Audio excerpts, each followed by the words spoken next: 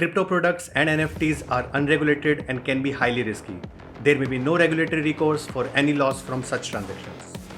Hello friends, welcome to Zap academy. हमने अपनी last video में ब्लॉकचेन से जुड़े कुछ यूज केसेस को डिस्कस किया था। बैंकिंग, फाइनेंस और हेल्थ केयर डोमेन हम ऑलरेडी कवर कर चुके हैं।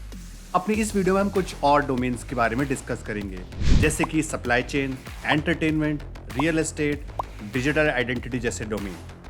तो आइए शुरू करते हैं वीडियो, जिसका टॉपिक है blockchain use cases part 2।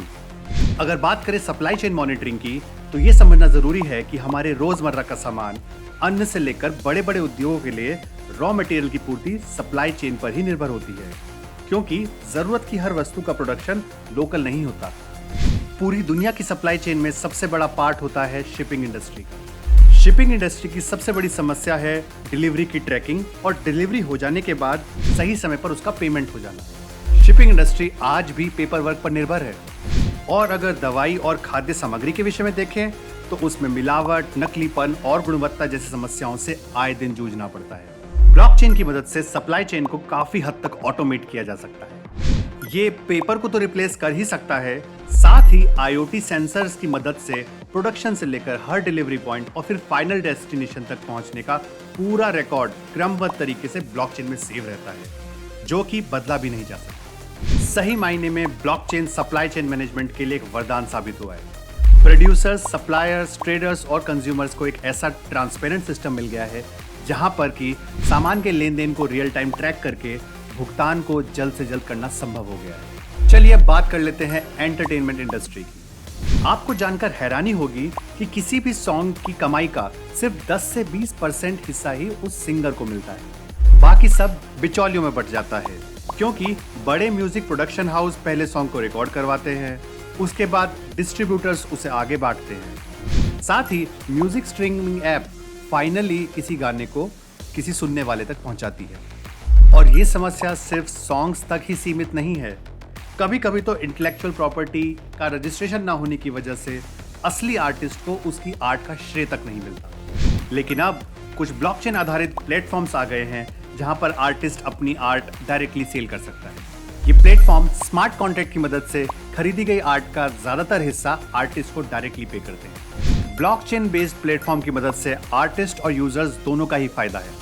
Blockchain की यूज केसेस की बात को आगे बढ़ाते हैं और अब डिस्कस कर लेते हैं रियल एस्टेट के बारे में। आज की डेट में किसी भी प्रॉपर्टी के खरीदने और बेचने में 3 बड़ी समस्याएं हैं। बहुत सारा पेपर वर्क, लोन के समय वेरिफिकेशन में बहुत ज्यादा समय वेस्ट होना, और तीसरा फ्रॉड। खरीदने और बेचने वाले के अलावा गवर्नमेंट एजेंसीज जो कि लैंड ट्रांसफर का रिकॉर्ड अपने पास सेव रखती हैं, और बैंक्स जो कि प्रॉपर्टी के लिए लोन पास करती हैं, वो भी इस सारी प्रोसेस का हिस्सा होती हैं।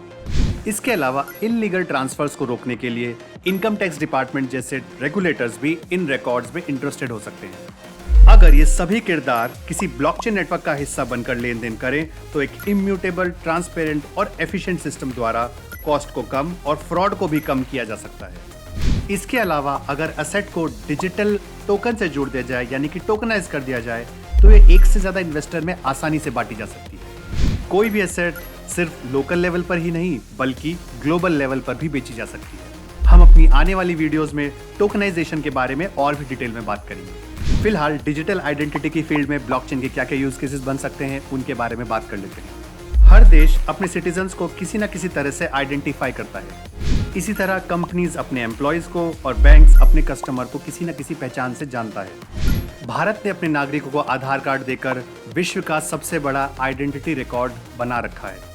लेकिन आधार में बायोमेट्रिक के इस्तेमाल पर चर्चा शुरू से ही चली आ रही है। साथ ही आइडेंटिटी की चोरी, मिसयूज और उसके साथ छेड़छाड़ का अंदेशा भी बना रहता है। ब्लॉकचेन द्वारा जनरेटेड आइडेंटिटी को बिना यूजर की सहमति के चेंज नहीं किया जा सकता। एस्टोनिया जैसे देश तो ब्लॉकचेन सिस्टम पर वोटिंग भी करा चुके हैं। ऐसे सिस्टम में फ्रॉड होने के चांसेस ना के बराबर होते हैं। ब्लॉकचेन के यूज केसेस तो और भी बहुत सारे हैं, लेकिन इस वीडियो को यहीं पर विराम देते हैं।